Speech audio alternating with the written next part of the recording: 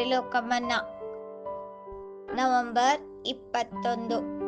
ನನ್ನ ಸಹೋದರರೇ, ನಿಮ್ಮ ನಂಬಿಕೆಗೆ ಆಗುವ ಪರಿಶೋಧನೆಯು ತಾಳ್ಮೆಯನ್ನುಂಟು ಮಾಡುತ್ತದೆಂದು ತಿಳಿದು ನೀವು ನಾನಾ ವಿಧವಾದ ಕಷ್ಟಗಳಲ್ಲಿ ಬಿದ್ದಿರುವಾಗ ಅದನ್ನು ಕೇವಲ ಆನಂದದಾಯಕವೆಂದೆಣಿಸಿರಿ.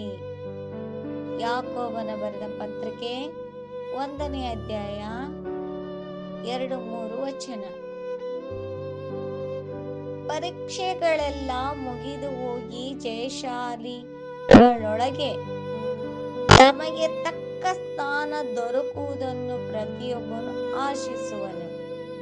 ಆದರೆ ತಾಳ್ಮೆ, ನಂಬಿಕೆ ಮತ್ತು ವಿಶ್ವಾಸ ನಮ್ಮ ಹೃದಯಗಳಲ್ಲಿ ಕಾರ್ಯನಿರ್ವಹಿಸಿ ನಾವು ಶುದ್ಧರಾಗುವಂತೆಯೂ ಹಾಗೂ ಮೃದುವಾಗಿದ್ದು ಕರ್ತನಿಗೆ ವಿಧೇಯರಾಗುವಂತೆ ಮಾಡುವುದು ಅವಶ್ಯ.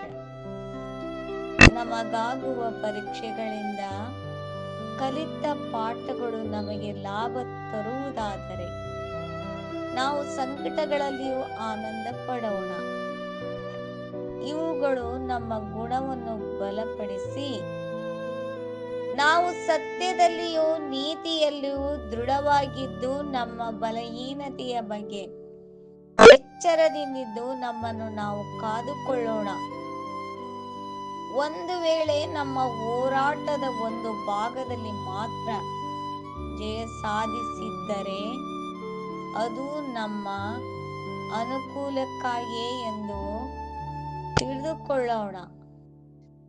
ನಾವು ಕೆಲವು ಅಂಶಗಳಲ್ಲಿ ಪೂರ್ತಿ ಸೋತು ಹೋಗಿದ್ದರೂ ಅದರ ಪರಿಣಾಮ ನಮ್ಮ ಗುಣವನ್ನು ಬಲಪಡಿಸುತ್ತದೆ ಹಾಗೂ ಮತ್ತೆ ಆ ದಿಕ್ಕಿನಲ್ಲಿ ಅಧಿಕ ಉತ್ಸುಕತೆಯಿಂದ ನಾವು ದೃಢ ಸಂಕಲ್ಪವನ್ನು ಹೊಂದಿದವರಾಗಿ ತಗ್ಗಿದ ಮನಸ್ಸಿನಿಂದಲೂ ಜಜ್ಜಿ ಹೋದ ಹೃದಯದಿಂದಲೂ ಕರ್ತನ ಸಮಕ್ಷಮದಲ್ಲಿ ಪ್ರಾರ್ಥಿಸೋಣ.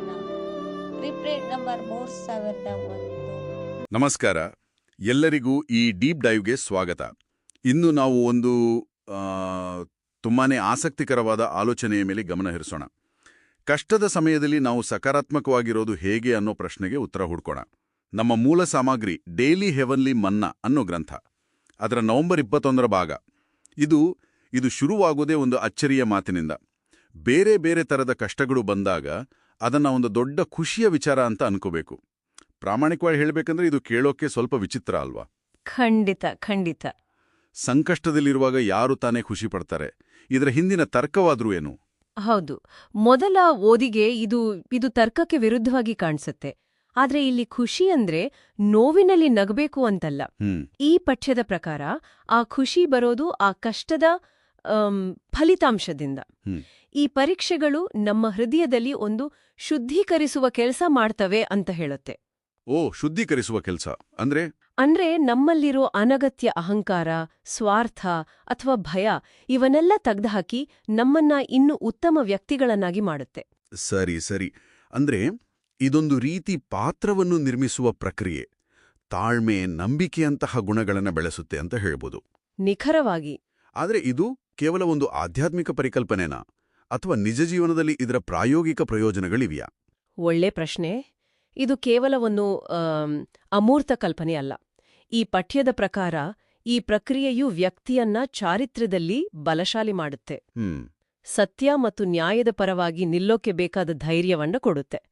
ಇದಕ್ಕಿಂತ ಮುಖ್ಯವಾಗಿ ನಮ್ಮ ಸ್ವಂತ ದೌರ್ಬಲ್ಯಗಳು ಯಾವುವು ಅನ್ನೋದರ ಬಗ್ಗೆ ಒಂದು ಸ್ಪಷ್ಟ ಅರಿವು ಮೂಡಿಸುತ್ತೆ.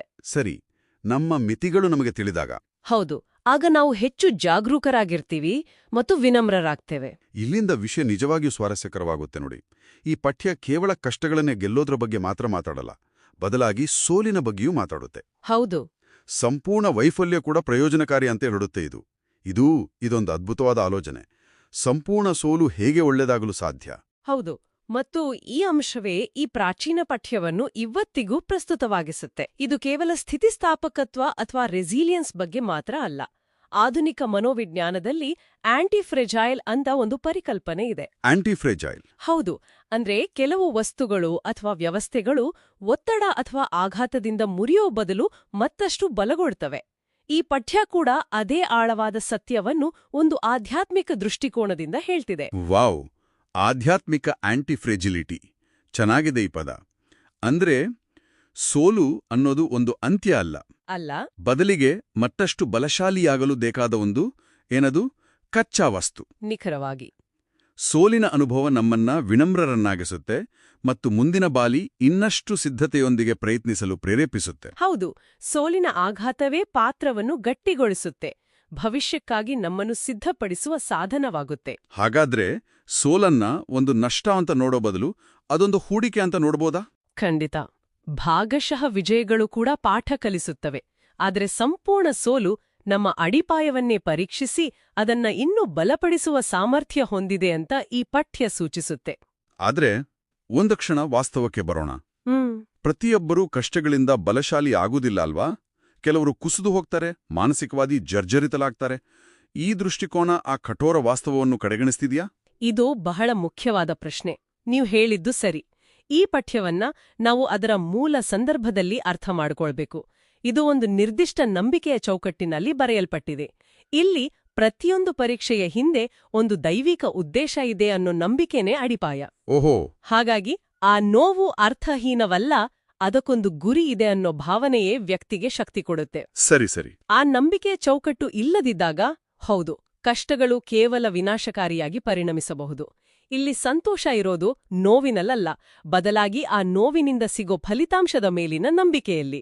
ಹಾಗಾದ್ರೆ ಒಟ್ಟಾರೆಯಾಗಿಲ್ಲೇವುದಾದ್ರೆ ಕಷ್ಟಗಳನ್ನ ಮತ್ತು ಸೋಲನ್ನ ನಮ್ಮನ್ನ ನಾಶ ಮಾಡುವ ಶಕ್ತಿಗಳು ಅಂತ ನೋಡೋ ಬದಲು ನಮ್ಮನ್ನ ಮತ್ತಷ್ಟು ಬಲಪಡಿಸುವ ಒಂದು ರೀತಿ ಆಂಟಿಫ್ರೇಜಿಲ್ ಆಗಿ ರೂಪಿಸುವ ಪ್ರಕ್ರಿಯೆ ಅಂತ ಮರುವ್ಯಾಖ್ಯಾನಿಸುವುದು ಇದರ ತಿರುಳು. ಹೌದು, ಮತ್ತು ಇದು ನಮ್ಮ ಕೇಳುಗರು ಆಳವಾಗಿ ಚಿಂತಿಸಬೇಕಾದ ಒಂದು ಅಂತಿಮ ಪ್ರಶ್ನೆಯನ್ನು ಹುಟ್ಟುಹಾಕುತ್ತೆ. ಹೇಳಿ. ನಾವು ಈ ತತ್ವವನ್ನು ಅದರ ಆಧ್ಯಾತ್ಮಿಕ ಸಂದರ್ಭದಲ್ಲಿ ಚರ್ಚಿಸಿದ್ದೇವೆ, ಆದರೆ ವೈಫಲ್ಯದ ಮೂಲಕ ಬಲಗೊಳ್ಳುವ ಈ ಆಂಟಿಫ್ರೆಜಿಲಿಟಿಯ ಪರಿಕಲ್ಪನೆಯನ್ನು ಅದರ ಧಾರ್ಮಿಕ ಚೌಕಟ್ಟಿನಿಂದ ಹೊರತೆಗೆದು ನಮ್ಮ ವೃತ್ತಿಜೀವನ, ಸಂಬಂಧಗಳು ಅಥವಾ ದೈನಂದಿನ ಸವಾಲುಗಳಿಗೆ ಅನ್ವಯಿಸಲಿ ಸಾಧ್ಯವೇ? ಆಸಕ್ತಿಕರವಾದ ಪ್ರಶ್ನೆ. ನಮ್ಮ ಅತಿದೊಡ್ಡ ಸೋಲುಗಳೇ ನಮ್ಮ ಶ್ರೇಷ್ಠ ಶಕ್ತಿಯ ಮೂಲವಾಗಬಹುದೇ? ಇದು ಯೋಚಿಸಬೇಕಾದ ವಿಷಯ.